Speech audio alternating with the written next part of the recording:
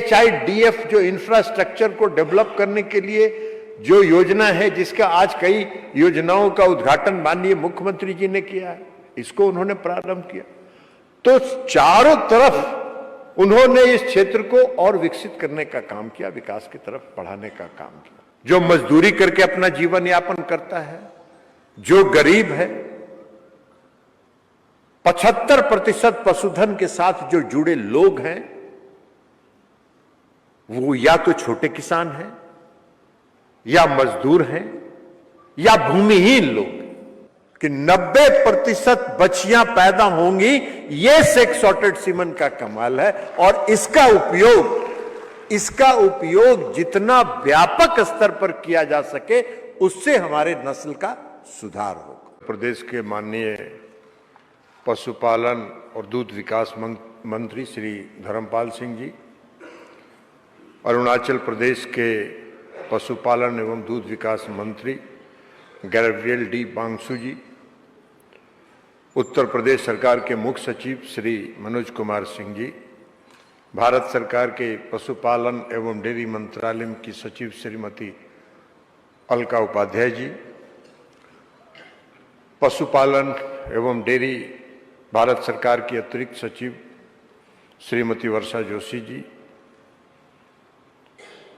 उत्तर प्रदेश शासन के पशुपालन एवं डेयरी विकास विभाग के प्रधान सचिव श्री अमित घोष जी, पशुपालन आयुक्त भारत सरकार श्री अभिजीत मित्रा जी, और उत्तर प्रदेश गौ सेवा आयोग के अध्यक्ष श्री श्याम बिहारी गुप्ता जी, और इस सभागार में उपस्थित आप सभी महानुभाव।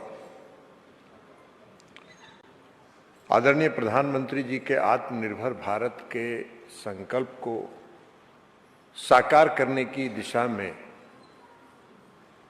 जो पशु नस्लों के विकास के कार्यशाला का आयोजन आज लखनऊ में हुआ है, और जिसका उद्घाटन करने के लिए उत्तर प्रदेश के यशस्वी मुख्यमंत्री श्री योगी आदित्यनाथ जी ने जो सहमति दिया, मैं उसके लिए उनका आभार व्यक्त करता हूं, उनको धन्यवाद देता हूं। और यह दर्शाता है कि आपकी रुचि इस क्षेत्र के साथ है, और आप इस क्षेत्र में पहले से भी लगे रहे हैं। वैसे मुझको अनुभव है इनके साथ लंबे समय तक लोकसभा के सदस्य के रूप में रहने पर भी मैंने इनको देखा है कि कई मामलों में कितनी उग्रता के साथ जो चाहत है और जो इनके अंदर जो संकल्प है, उसको पूरी उग्रता के साथ लोकसभा में भी जब हम लोग विपक्ष में थे तो उस समय ये सरकार के सामने उठाते रहते थे। तो ये आपका संकल्प है।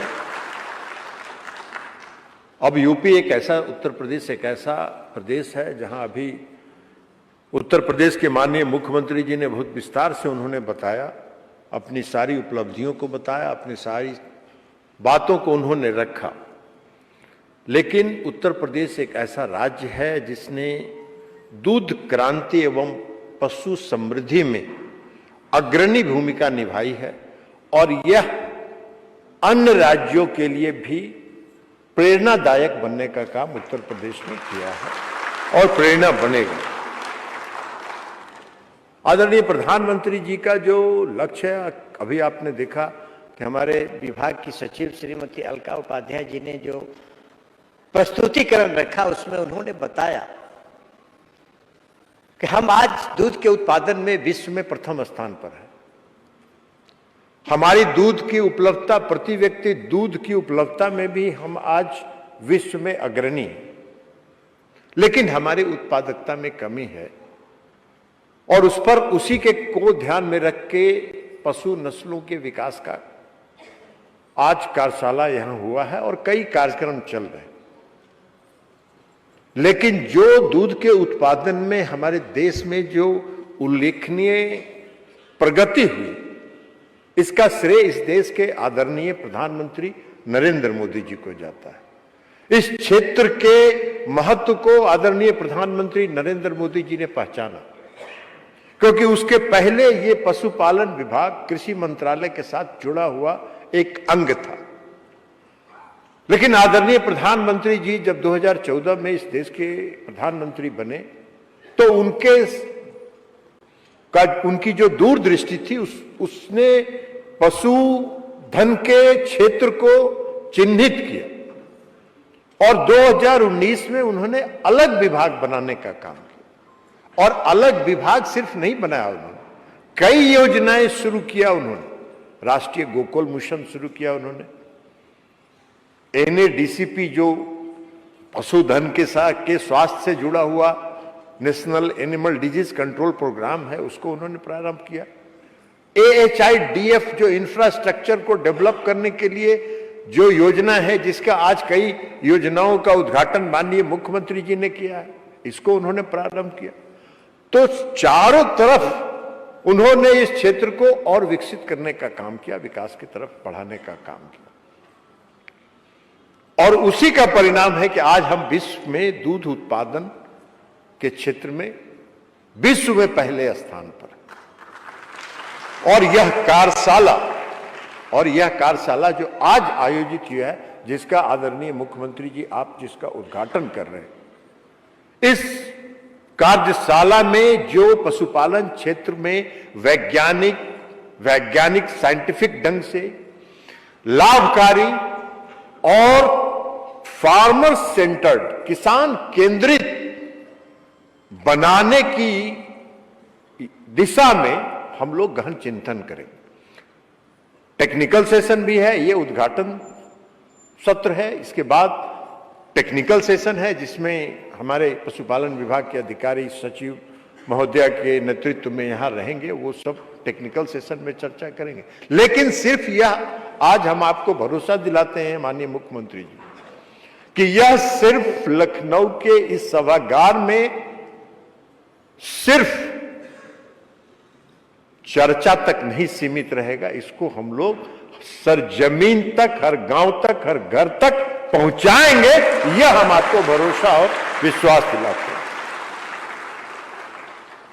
उत्तर प्रदेश के माननीय मुख्यमंत्री जी यहां हैं, आपके नेतृत्व में उत्तर प्रदेश में जो काम हुआ है उसकी भी चर्चा यहां करना आवश्यक है।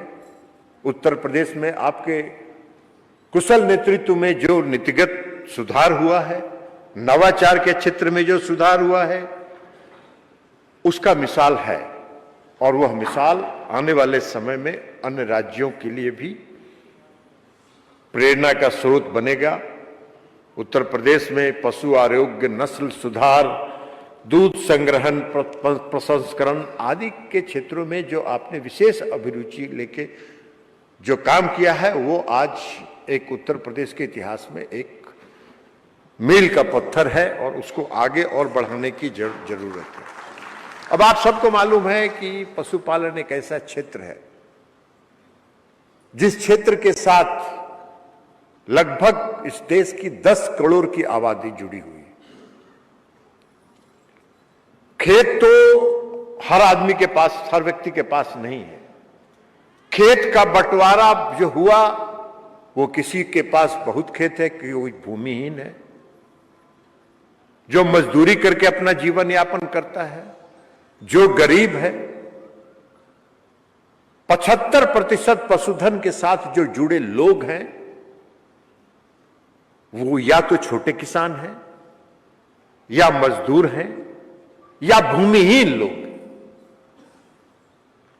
और वो अपने रोजगार के लिए काम धंधा मजदूरी का काम करते हैं। लेकिन इस पशुधन के साथ जुड़ी आबादी में 75% महिलाओं की आबादी है जो पशुधन के साथ जुड़ी हुई है।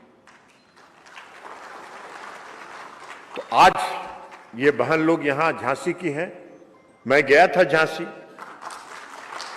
मैं झांसी इनके यहां गया था। ये सारी जो सहयोग समिति है वो उसमें सिर्फ महिलाएं उसके साथ, हमारी बहनें उसके साथ जुड़ी हुई, और बहुत अच्छा काम किया है इन्होंने। हम वहां गए थे, 4 घंटा रहे थे और हमने देखा था, और इनका उत्साह भी हमने देखा था। तो ये उत्साह के साथ वहां काम चला रही हैं। जो कोऑपरेटिव सोसाइटीज हैं, जितने दूध के साथ जुड़े हुए हैं, उसमें भी 32% से ज्यादा महिलाएं जुड़ी हुई हैं, उसकी सदस्य हैं कोऑपरेटिव सोसाइटी में।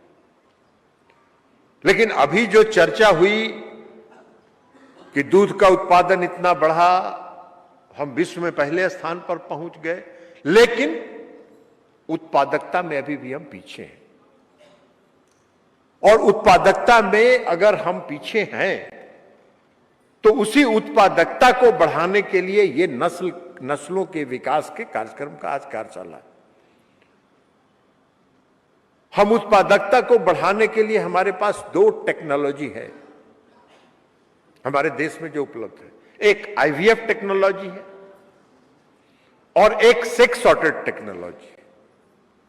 आईवीएफ टेक्नोलॉजी के माध्यम से भी 3 शॉट दिया जाता है, लेकिन वह महंगा है। वो लगभग 3 शॉट 20,000 रुपए के कॉस्ट पर किसानों का आता है। जो हमारे देश के और हमारे प्रदेश के जो किसान हैं वो उसका लाभ नहीं उठा सकते हैं, वो एफोर्डेबल नहीं है, इसलिए उसका उपयोग कम होता है। लेकिन जो सेक्स सॉर्टेड सीमेन है, सेक्स सॉर्टेड सीमेन पहले भी 600 रुपया में एक डोज मिलता था। 3 डोज अगर है तो 1800 रुपये का पड़ता था। लेकिन नेशनल डेयरी डेवलपमेंट बोर्ड ने अभी रिसर्च करके, जिसका लॉन्च आदरणीय प्रधानमंत्री जी ने वहां से किया था, पालघर से, महाराष्ट्र से, वो अब 250 रुपये में एक शॉट उपलब्ध है। और 250 रुपये में अगर एक शॉट उपलब्ध है तो 3 शॉट का मतलब हुआ 700-750 रुपये, जो किसानों के लिए एफोर्डेबल है।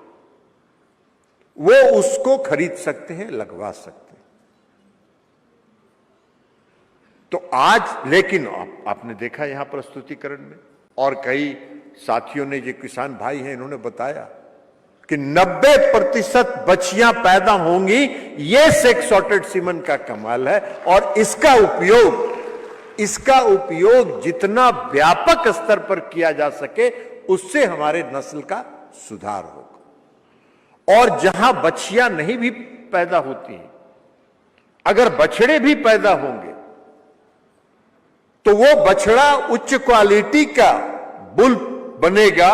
और जो उच्च क्वालिटी का बुल होगा, उसका उपयोग भी हम सेक्स सॉर्टेड सीमेन के निर्माण में, उसका हम उपयोग उसके सीमेन का उपयोग हम लोग कर सकते हैं। तो इसलिए जो सेक्स सॉर्टेड सीमेन के उपयोग का कई लाभ है और उस लाभ को हम लोगों को आगे करना चाहिए। अब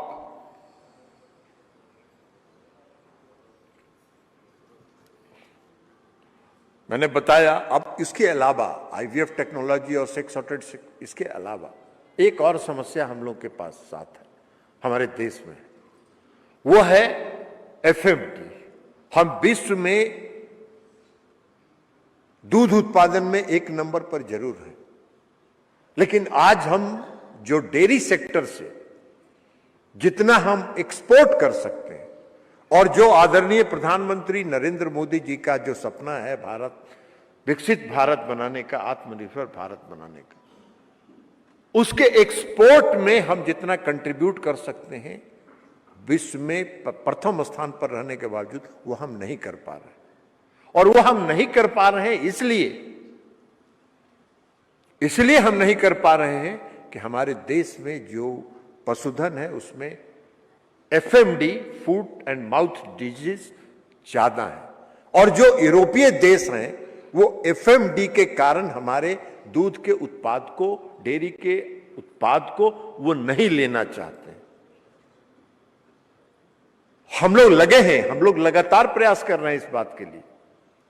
हम लोगों ने चिन्हित किया है 9 राज्य को इस देश का, जहां आउटब्रेक्स पिछले कई वर्षों में घटा है एफएमडी का, उनको चिन्हित करके हम उन राज्यों को एफएमडी फ्री करने के लिए प्रयास कर रहे हैं। उत्तर प्रदेश एक बड़ा राज्य है, हमने अभी वहां बैठे बैठे माननीय मुख्यमंत्री जी से हमने आग्रह किया। माननीय मुख्यमंत्री जी ने बताया कि यहाँ वैक्सीनेशन में कई तरह की समस्याएं थी, हम यहाँ से लौट के जाएंगे, उस पर हम चर्चा करेंगे। और हम ये आपको मुख्यमंत्री जी आश्वस्त करते हैं कि उत्तर प्रदेश में एफएमडी का एक दिन के लिए भी वैक्सीनेशन की कमी नहीं होने दी जाएगी, ये हम आपको भरोसा दिलाते हैं। और वैक्सीनेशन अगर प्रॉपरली होगा, उसके 5 वर्ष का है ना, 5 इयर्स तक 6 महीने का गैप पर एक वैक्सीन दिया जाना है। और उसी के लिए आज जो प्रशिक्षण केंद्रों का उद्घाटन हुआ जो गोरखपुर में, और जो मैत्री हमारे प्रशिक्षित हो रहे हैं, उनके माध्यम से हम वैक्सीनेशन का काम करवाते हैं। उनको वैक्सीनेशन का हम पैसा देते हैं, हम वैक्सीन मुफ्त देते हैं, उनको किट देते हैं, और ग्रामीण रोजगार उससे पैदा होता है।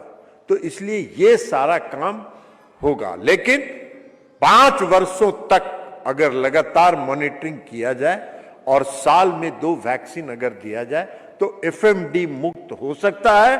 और एफएमडी मुक्त जिस दिन हो जाएगा, उत्तर प्रदेश एक ऐसा इतना बड़ा राज्य है कि जहां के दूध उत्पाद को हम लोग पूरे यूरोप के मार्केट में पहुंचा देने का काम करेंगे, ये हम आपको भरोसा दिलाते हैं। आपने सुना है कई मैत्रियों प्रशिक्षण केंद्र का, कितने प्रशिक्षण केंद्र हैं जो हमारे इंस्टीट्यूट्स हैं वहां से प्रशिक्षित किए जाते हैं। उनके प्रशिक्षण के दौरान उनके सारे रहने की व्यवस्था, खाने की व्यवस्था, सारी व्यवस्था की जाती है। जब वो प्रशिक्षित हो जाते हैं तो जो आर्टिफिशियल इंसेमिनेशन का जो किट है वो उनको उपलब्ध कराया जाता है, और वह उस किट को लेके हर दरवाजे तक, किसानों के दरवाजे तक जाके आर्टिफिशियल इंसेमिनेशन करते हैं। और उसका लाभ क्या होता है ये आपने अभी किसानों के द्वारा ही सुना। अभी आपने सुना कई गिर के जो बनारस में है, गिर का उत्पादन कितना बड़ा है। गिर गाय का नेशनल डेयरी डेवलपमेंट बोर्ड गिर योजना वहां चला रही है बनारस में, और उसके कारण वहां गिर गायों की संख्या लगातार बढ़ रही है। और उसके अलावा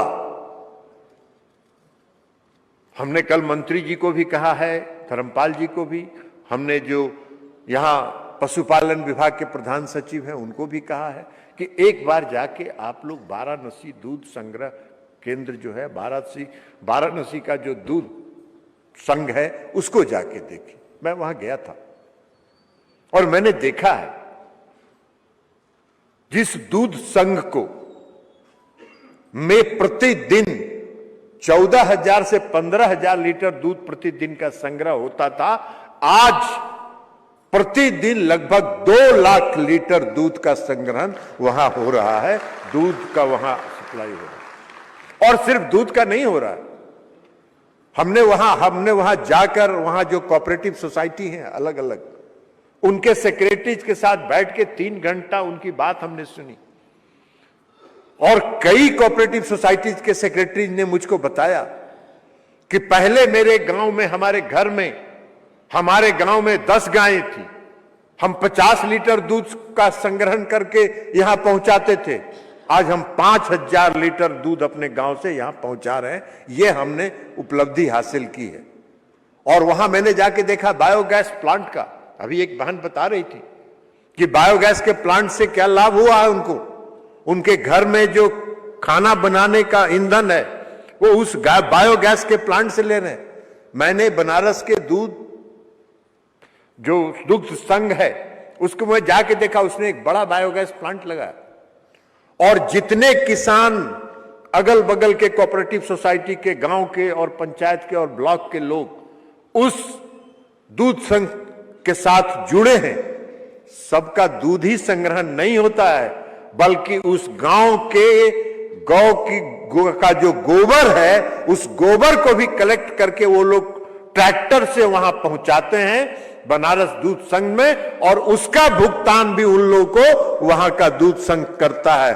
तो अब सिर्फ दूध से ही नहीं, गोबर से भी उनकी आमदनी हो रही है। और एनडीडीबी उस गोबर से अपने बायोगैस प्लांट को चलाता है। और जो बायोगैस प्लांट से का जो स्लरी बचता है, उस स्लरी से जैविक के कई उत्पाद वो बना रहे हैं और उसको बाजारों में पहुंचा रहे हैं। तो जैविक खेती को भी बढ़ावा मिल रहा है उससे। तो ये सारा काम हो सकता है, लेकिन ये काम इसलिए हुआ कि वहां पर एनडीडीबी ने मेहनत करके उसको संगठित क्षेत्र में वहां के किसानों को लाने का काम किया। हम उत्तर प्रदेश के माननीय मुख्यमंत्री जी का विशेष तौर पर हम आभार भी इसलिए भी व्यक्त करना चाहते हैं कि अभी तीन जिलों के कानपुर, कन्नौज और एक कोई जिला है, 3 जिला का जो पूरा दूध संग्रह और उसका केंद्र है, उसको इन्होंने एनडीडीबी के साथ इनकी उपस्थिति में, इनके हस्तक्षेप के बाद वो एनडीडीबी को उसका संचालन दिया गया है। और उसके लिए जो एक ब्रीड मल्टीप्लिकेशन सेंटर है वहां अंबेडकर नगर में, वह भी दिया गया है एनडीडीबी को। हम विशेष तौर पर इसके लिए माननीय मुख्यमंत्री जी का आभार व्यक्त करना चाहते हैं और हम उनको धन्यवाद इसलिए देना चाहते हैं कि यह प्रयास जो आपका है, ये आपका जो समर्पण भाव है इस क्षेत्र को विकसित करने के लिए, उसका ये प्रमाण है। तो इसलिए हम ये सारी बात कहेंगे, लेकिन आज जरूरत है इस बात की, आज आवश्यकता इस बात की है कि केंद्र सरकार आपके कदम से कदम मिलाने को चलने के लिए तैयार है। इसलिए कि आदरणीय प्रधानमंत्री नरेंद्र मोदी जी का यह संकल्प है कि इस क्षेत्र को विकसित करना है। अगर हमको आत्मनिर्भर भारत बनना है, हमको अगर विकसित भारत बनाना है, तो इस क्षेत्र, देश के हर क्षेत्र को विकसित करना होगा, हर क्षेत्र को आत्मनिर्भर बनाना होगा। और उस आत्मनिर्भर बनाने की दिशा में उत्तर प्रदेश सरकार काम कर रही है। केंद्र सरकार की तरफ से हम आपको पूरा भरोसा दिलाते हैं कि आपका जो भी हुक्म होगा उसको एक कदम आगे बढ़ के केंद्र सरकार उसको पूरा करने का काम करेगी, यह हम आपको भरोसा दिलाते हैं। और तब हम देश की अर्थव्यवस्था में योगदान कर सकेंगे, देश की अर्थव्यवस्था में हम जोड़ सकेंगे।